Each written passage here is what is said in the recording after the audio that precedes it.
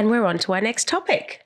Yes, we are. And we are really excited to be here today. And for anyone who is watching this and can see behind us, we have got, we're actually here at River City Labs in the precinct in Brisbane, where there is a female startup weekend happening right now as we record, which is really, really exciting. How exciting. How exciting for Brisbane. It is. It's awesome. And I think this this kind of female-led startup weekend is really important to kind of shine that light and that focus on females in this space. Yes. And I think, you know, for us, we are two female founders. Yes.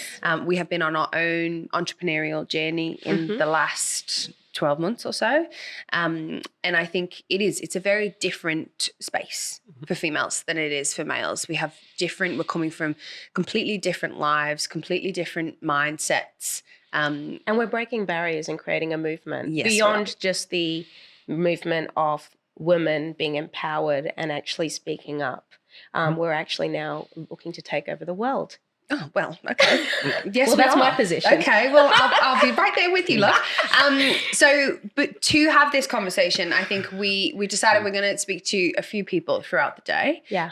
But first up, we do have the fabulous Marc Orchard, who is personally a wonderful friend and champion of mine, and someone who I have talked to for hours about a million different things, and probably knows a lot more about me than he likes to and wishes he did. But he's a real advocate and champion of founders, and comes from a really has got a really unique insight from the different angles that you have worked within this ecosystem. And you're such a fundamental part of this ecosystem. Anyone who exists within it will know who you are and probably has benefited from your expertise and your kind words and a cuddle. You are a good cuddler. And I'd love to just kind of get your overview of how you fell into this and what you've done over the years. And who are you? Who are you, Marc Orchard? Got you. First of all, best compliment I've got this week. So that you're a good cuddler. You are a great cuddler. That's it. Second of all, I'm going to have to share this with my mum just so she knows what I actually do. This is going to be fantastic. So my name is Marc. I guess the way I would describe myself is being a champion and advocate for early stage high growth company founders, particularly here in Brisbane as we are like building this community from scratch. And like in the last 5 years from River City Labs, and even before that when iLab and the Brisbane Angel scene very first started. Realistically, over the last 5 to 10 years, we've been on quite a journey, but so is the world when it comes to these really interesting high growth companies and just the impact that they can have on the world. My job is kind of to be in the between. So by title, I'm the director of startups at an accounting firm called BDO, which is probably the largest mid-tier accounting firm across the world. And they've decided that early stage high growth companies, startups and scale-ups are important, in part because they want to future-proof their practice. They want to have early access to some of the best companies in the world. But from my point of view, it gives me an opportunity to spend time with people who are thinking about the future before it's here. And so whether that's male or female, whether that is born in Australia or an immigrant, like there's all these amazing ideas. And the best thing about ideas is that they don't discriminate. Like anybody can have an amazing idea. The big thing then is working out how to facilitate that. So my job is to kind of be in between, connect startups to investors, to corporates, and kind of be the fixer. Like usually someone like Laura will call me up and say, hey, Marc, I need a lawyer. I'm like, got you. Or Pauline will call me up and say, hey, Marc, I'm looking for an investor. I was like, let's get 6. My goal is to be that in between.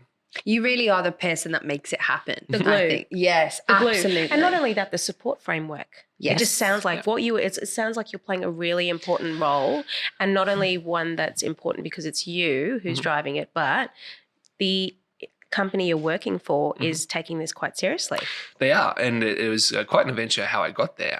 But I guess like there's a book called The Hard Thing About Hard Things by a guy called Ben Horowitz, and he said that there's the 2 hardest things about being an entrepreneur is one, managing your own psychology, like so from your own point of view, being able to manage and self-regulate through what is the roller coaster of building a company. Oh my God, isn't that the truth? But the second is then knowing what to do next. One of the hardest things when, like I guess, or the culture shock between coming from a corporate or coming from any other job into running your own company is that there's no one telling you what to do. And at the start, that sounds great. because it's on you. But then you also then realize that you're the goalkeeper, like you're the last line of defense, and no one tells you what to do, but there is no guide rails. There's no safety net. It's you. You And don't as know a what human, you're second guessing yourself because you're not sure which step to The take whole or time. what the Yeah. step But looks like. or the opposite. You think you know what you're doing and then you you don't jump know all what you're in. doing. So I've had the pleasure of coming along to the first, being part of the first cohort for the BDO program, the startup program. And, you know, sat there yesterday and I've ran teams, been in charge of running a mini business within a business. I've had a P&L before that I've had to, you know, keep my eyes over and know what's coming in, know what's coming out. But I had this whole epiphany yesterday around pricing and business modeling and how what we were doing and what we needed to do. And you don't know what you don't know. Absolutely. And I think if you're going into this and you've got a great idea, that's step one. But there's so much more around that you need. A great idea is great, but you're not going to do anything with it if you don't know the fundamentals. Agreed. And there's a difference between a good product, a good business, and a good investment. Absolutely. And they don't always have to be the same thing. Absolutely. And so what I find is a lot of entrepreneurs are very focused on product, or we get driven towards like, what's the problem? Who do we want to help? What is the thing in the world that we want to see? And we don't necessarily think about the business behind it. So we don't always think about like whether it's the technical things, like what business structure it should be, like how many people should I hire and so forth, or whether it's simply just how do I make money? When do I charge the client? When do I get that money into my bank account? Am I profitable? But then lastly, I guess it's the viability of it long term. The three things that typically kill a startup or an early stage high growth company. One is running out of money, because even it's like a lean startup still needs some sort of financial resources to continue. Second is no product market fit. Like the idea that you had or the thing that you wanted to bring into the world, no one else wanted it. And so you couldn't get that critical mass and it couldn't get to the scale of which it could be self-sustainable. Or the third is if you were in a team, it's co-founder conflicts and ultimately breakup. Or if it's just by yourself, it's giving up, because it is really hard. And so I guess my job is, like, from a professional point of view, it's being a step ahead of the founders and knowing what journey they're going on. So I can be like, hey, Laura, the next big thing you need to think about is getting your shareholders agreement sorted or getting a constitution reviewed, because if we're going to take investment, that's something I'm going to look for.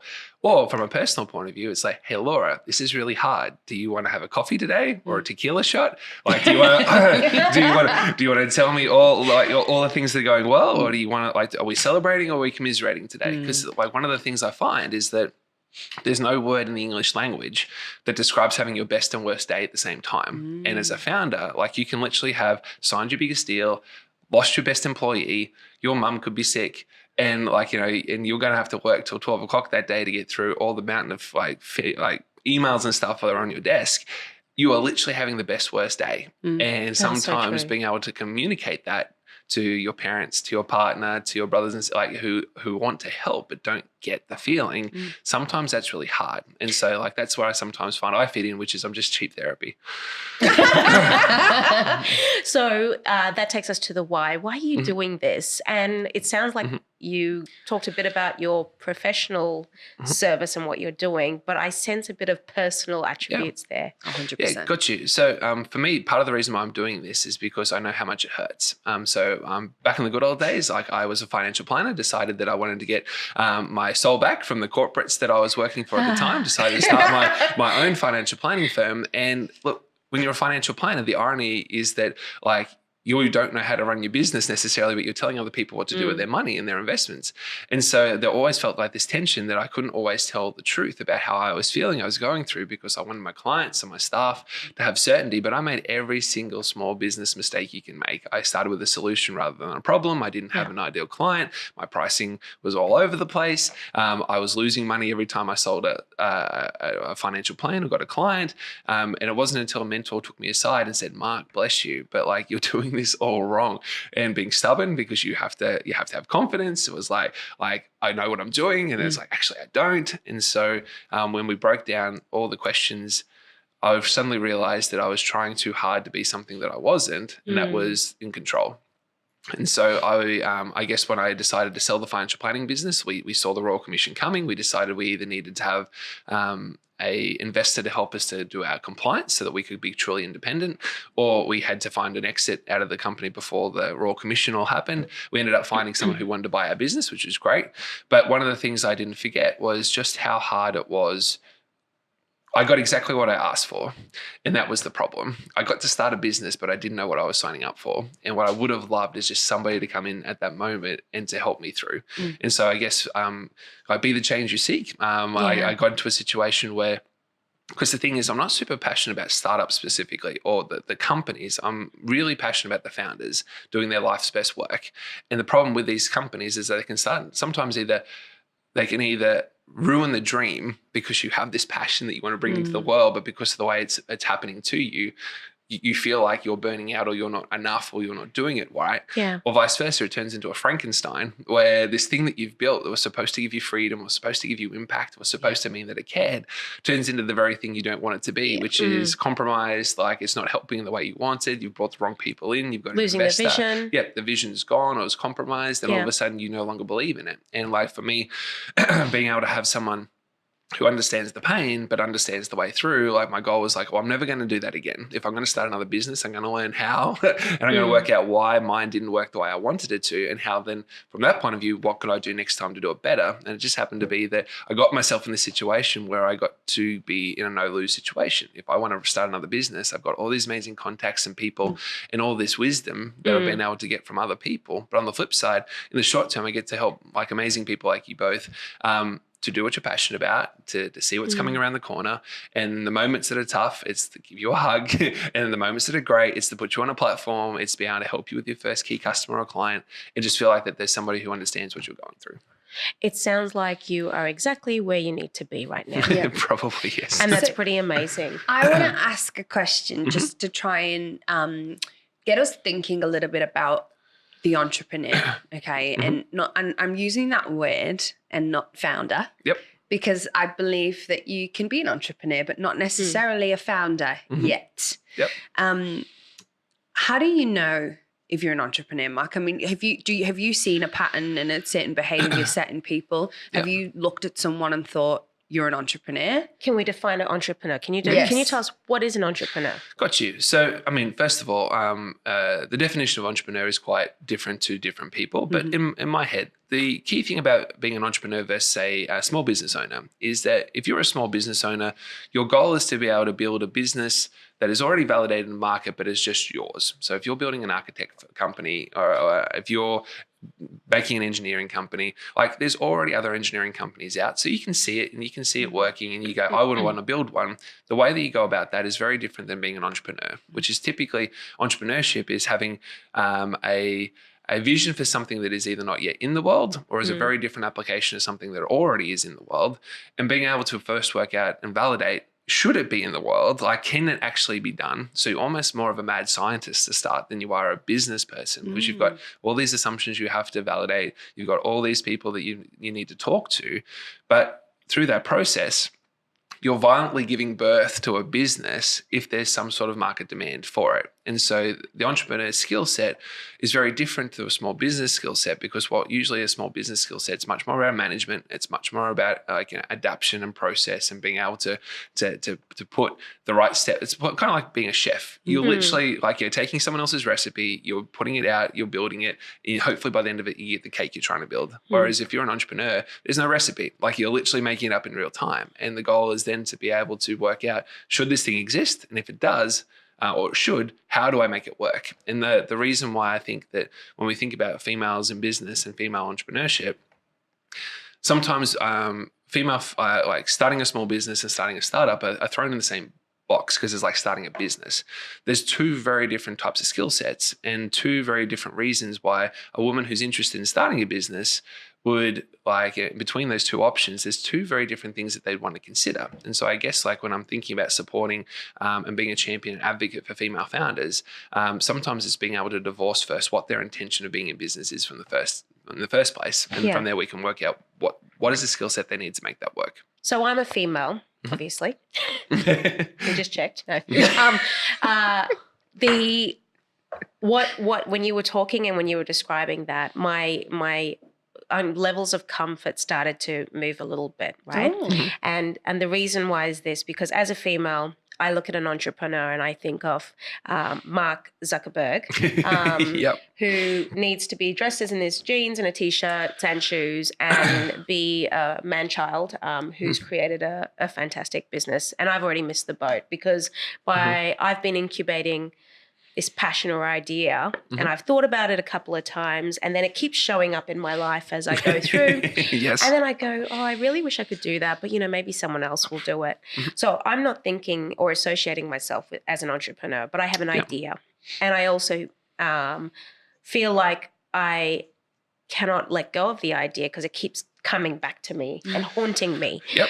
So what is that? Because I think what you described to me sounds like I think what maybe a male goes through, but not necessarily me as a female founder, what I went through. Yeah, fair enough. And it's interesting, right? Because one of the controversial things that I believe is that not everyone should start a business because it's really hard. But that being said, for people who are interested or are curious or trying to work it out, like this is why I love a startup weekend, for example, is because for 3 days you get to pretend. It's like, what if I was actually going to do this? What would I do? And the best thing is we've got 60 female founders or potential female founders out here trying.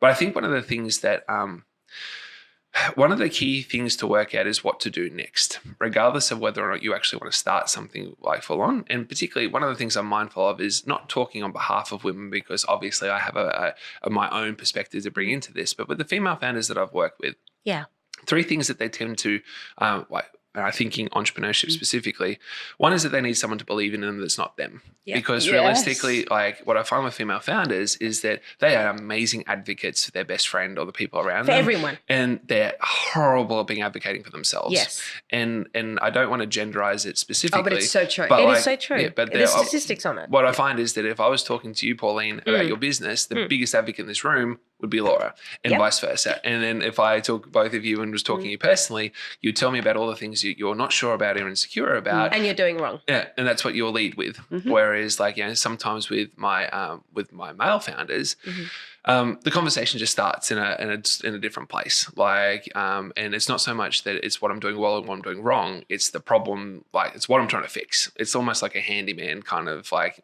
vision for it. Okay.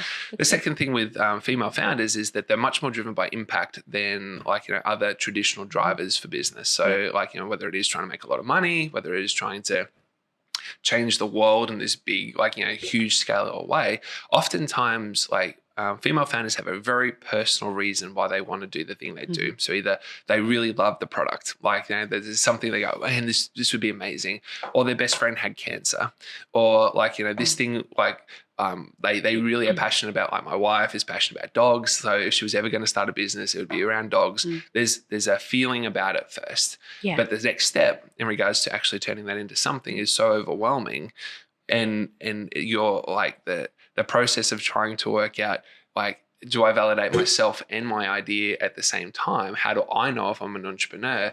I think that what I'd love to break down for women in that space is being able to have a safe place to be able to ask some of those questions without having to feel like they're having to be too vulnerable. And so I guess like when we were talking, Laura, a little bit about how do we support female founders starting more startups, first of all is I don't think like understanding the intrinsic motivator of the women wanting to start the business is important. But I also think that for a lot of women that I talk to in startups, they don't want to be treated as women. They want to be treated as founders and entrepreneurs first, because they don't want to be divorced from other founders. But what they do want is to know that, like, when we were fish burners, like there was key things that, for example, a lot of them have families, and they want to prioritize that first. A lot of them can't make or aren't enthused by free pizza and free beer because it comes across as very fratty and comes across as not particularly enticing. But lastly is that they actually want to talk to somebody. Like they don't just want to be in a room and hear a rah-rah speech, and they don't want to see this thing on the thing and have a Mark Zuckerberg picture. They want to talk to somebody who can genuinely care about them and like validate them as like being worthy of being able to have the conversation about it, and then let them know that it's safe to explore it. And I think as well, it's so we talked about before when you're, when you talk about that difference between a small business owner and entrepreneur. And I actually think that I am 50-50 across the two. But I think the 50% that sits in the business owner portion is my own keeping myself safe, as opposed to letting myself wander free with my creativity and my brain. Do you know what I mean? I think Agreed. being a full-blown entrepreneur, Yeah. if you in that context that you explained before, requires such kind of confidence and also just absolute surety in yourself and complete risk taking on another level. Whereas as a woman, we know statistically, this isn't just us two in the room, we know that women tend to take less risks. Yeah. For example, and they also tend, you're right, validating themselves, tend to think of themselves as less worthy for that particular opportunity than a man. And we know that from, you know, the statistics from Seek around even applying for jobs. If we have 8 out of the 10 things on a list, requirements, we won't click apply. If a man typically has 4, they would apply. Less them. Exactly. So now we did a podcast on this around saying yes to opportunities and how we need to be aware of that and how we are limiting ourselves. And I am a big believer that yes, we've got things around unconscious bias. Yes, there's more male investors and male investors and female investors actually typically give up more money to men than they do to women. And that's true because that's also where the focus and the measurements, and I'm keen to understand your points of view on who should be getting the money from the investor's point of view.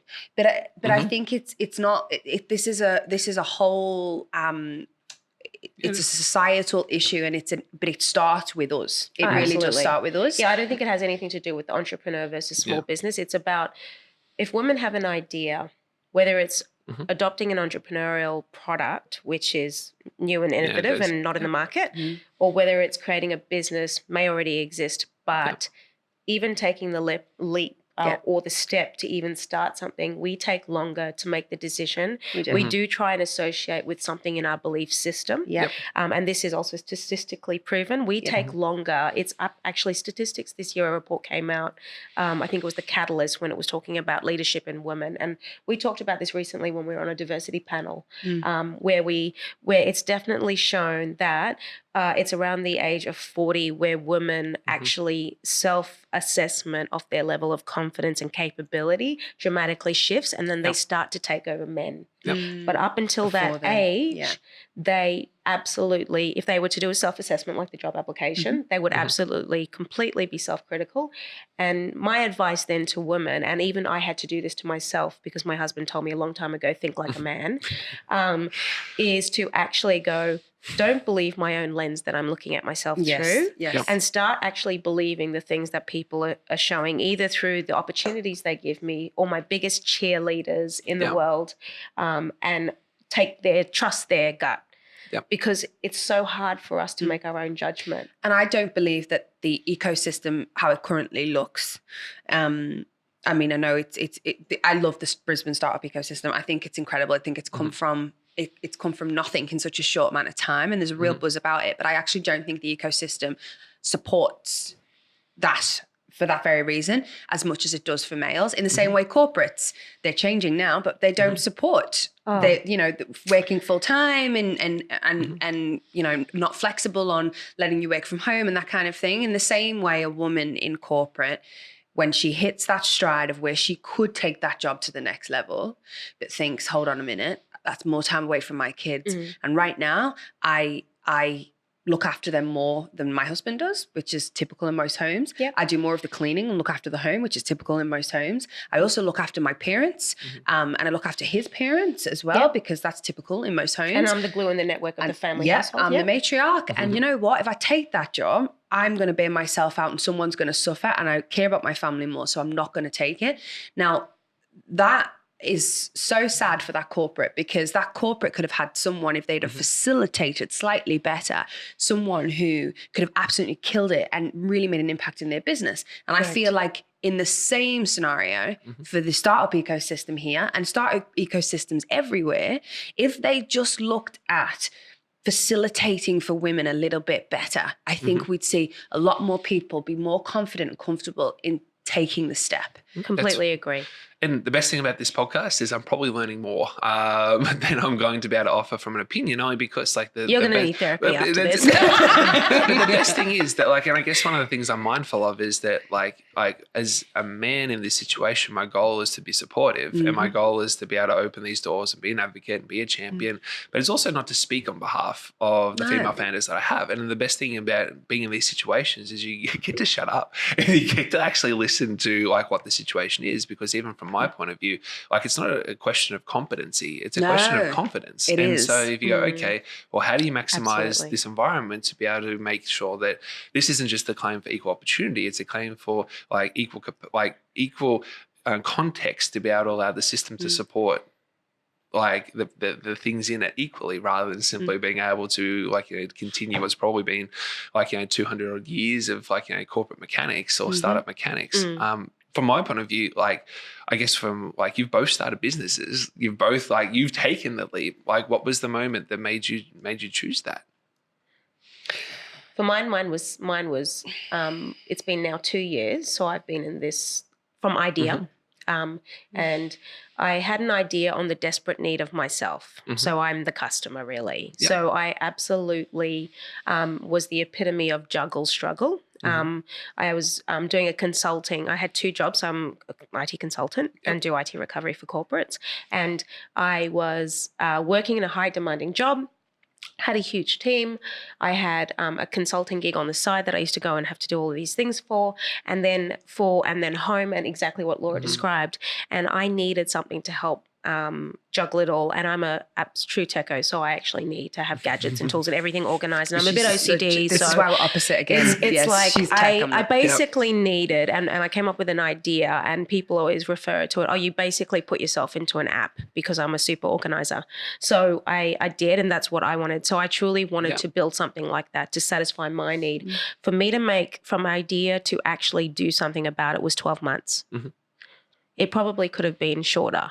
But all of the stars were aligning, and I'm a true spiritual type person, meaning I just actually see the signals, and I'm quite, I follow some of my gut instinct, a lot of my gut instinct. You ponder and you ponder and assess. And I'm a researcher. Yes. So I had to prove that the market was there. I had to prove the demand was there. Oh, it sounds exciting. There's clapping in the background. But they're all supporting.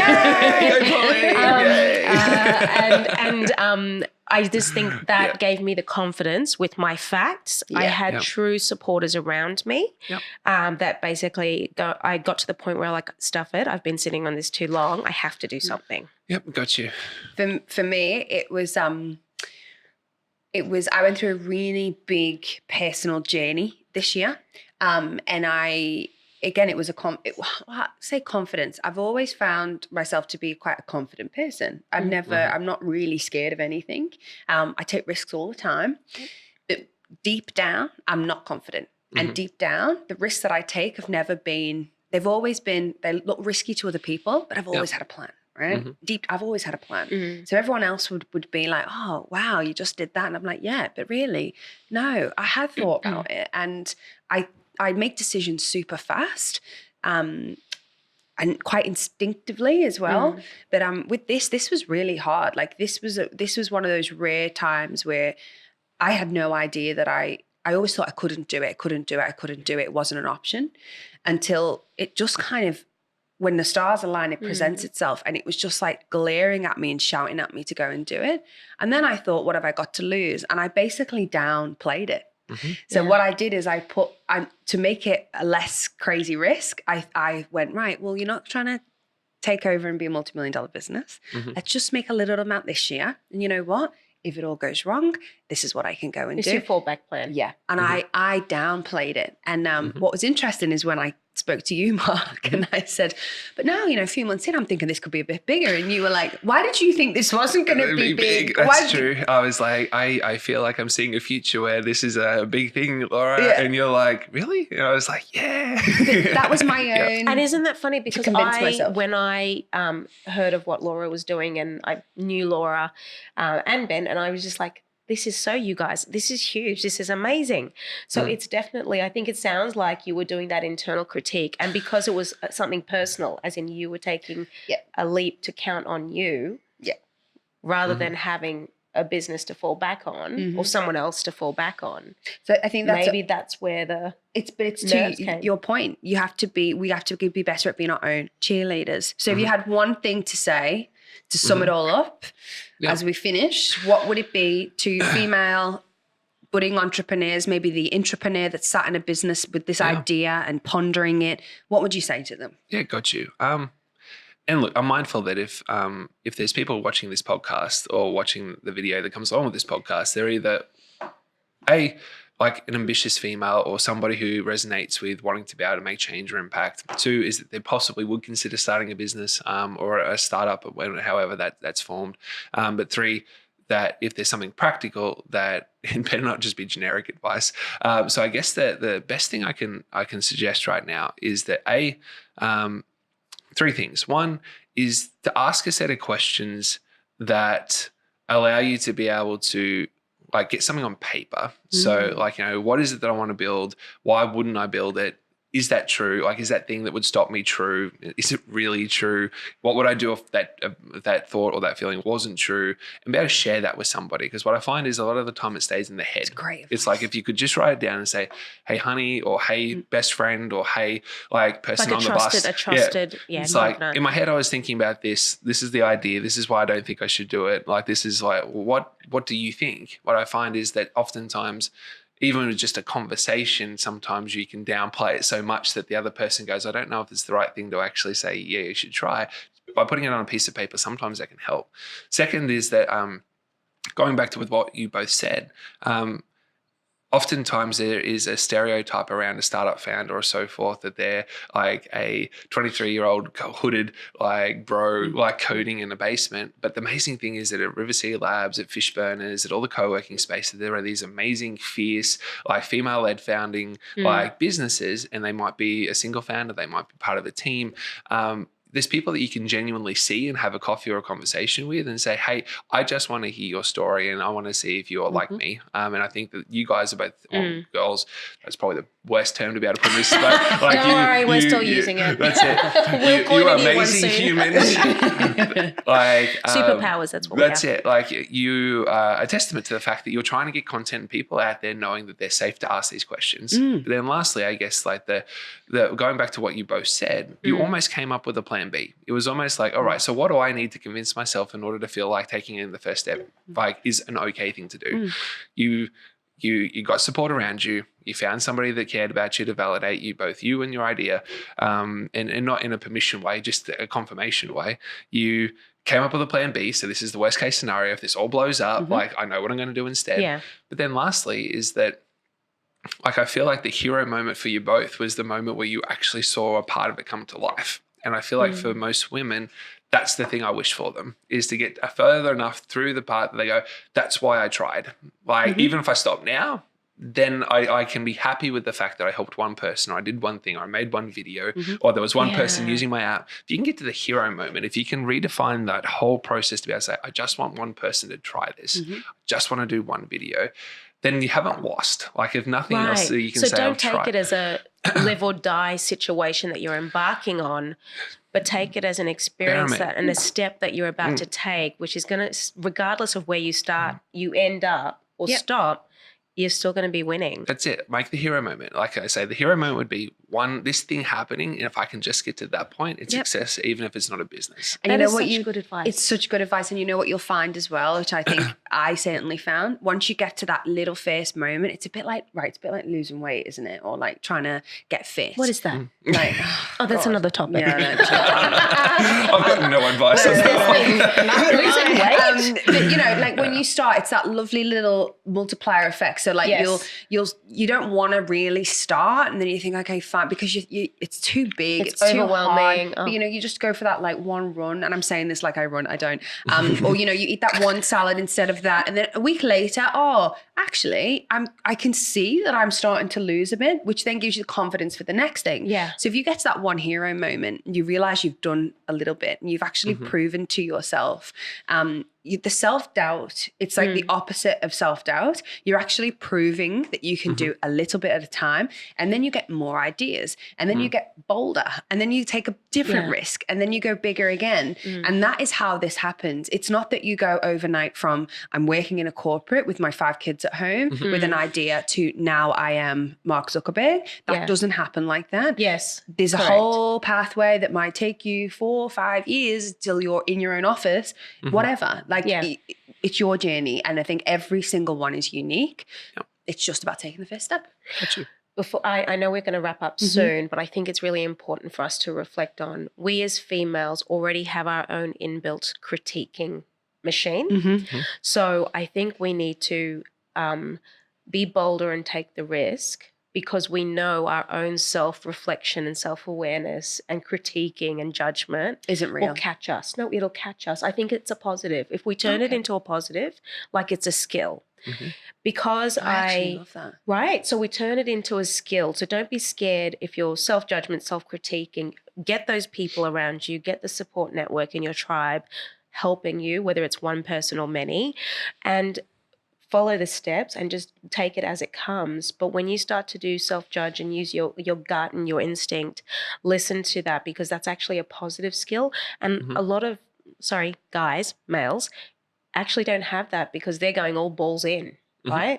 I don't know if that's the case, but I'm assuming that based on your analogy. But I know what you're saying. So use it as a positive. Skill. It's a skill of yours. Trust that you're going to critique yourself if you start going down the wrong path. And have faith in that, because, and I'm going to, I love my stats, but when we were talking about the diversity panel before, and it is the same thing, I can't even, it's actually there was a study on multicultural in Australia, and it's a report that the government issued out earlier this year. I cannot remember what it's called, but it's by the Human Rights Commission. But the statistics that was shown there around women in their leadership and the skills that they bring to the table, the actual skills that women bring as leaders to the table absolutely outweighs. We have 80% of the skills. We're 84% ahead of men in our leadership skills naturally because of the way that we are and the way we're structured.